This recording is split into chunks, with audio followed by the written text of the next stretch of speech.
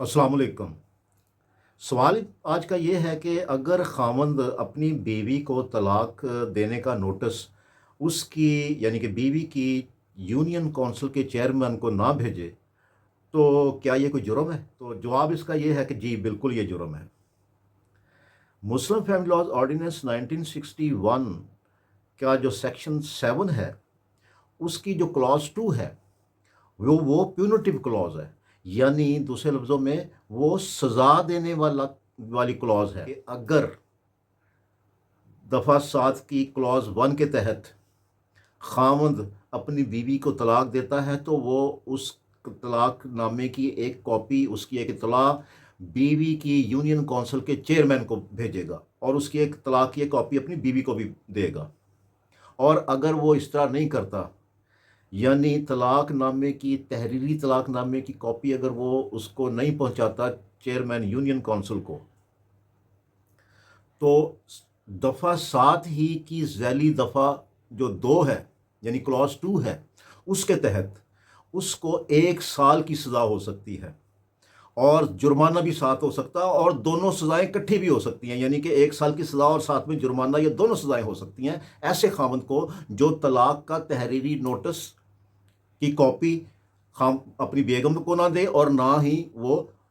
बेगम का जो union council का जो चेयरमैन है वहाँ तक पहुँचाए। तो उस सूरत में अगर बीवी चाहे तो फैमिली कोर्ट में एक कंप्लेंट फाइल करके ऐसे खामन के ख़िलाफ़ कि इसने मुझे तलाक तो दी है, लेकिन तहरीरी तौर पर तलाक नहीं दी और ना ही उसका नोटिस मुझे दिया है, और उस तहरीरी तलाक की कॉपी इसने अभी तक मेरी यूनियन काउंसिल के चेयरमैन को नहीं पहुंचाई, लिहाजा इसको दफ़ा 7 की झैली दफ़ा 2 के मुताबिक सज़ा दी जाए और साथ में जुर्माना भी किया जाए। तो ऐसी बीवी अपने खामन के ख़िलाफ़ जिसने उसको तलाक दी हो लेकिन वो छुपा रहा हो और वो वहाँ के जो चेयरमैन यूनियन काउंसिल है वहाँ तक उसकी इतला ना दे रहा हो, तो उस सूरत में तो उसको 1 साल सज़ा और जुर्माना दोनों सज़ाएं हो सकती हैं। और ये इसलिए किया गया है ताकि मुंह ज़ुबानी तलाक के जो भी हमारे मुआशरे में एक रिवाज पड़ा हुआ है और जिससे ख़वातीन के हकूक़ मुतासर होते हैं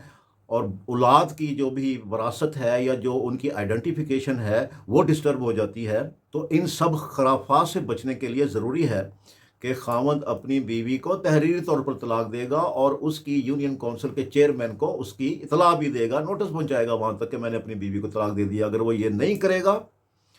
तो बीवी अगर चाहे तो उसके खिलाफ फैमिली कोर्ट में एक पिटीशन फाइल करके उसको सज़ा दिलवा सकती है 1 साल की, और साथ में जुर्माना भी करवा सकती है। तो खामद के लिए ज़रूरी है कि अगर उसने अपनी बीवी को तलाक देनी है तो वह तहरीरी तौर पर देगा,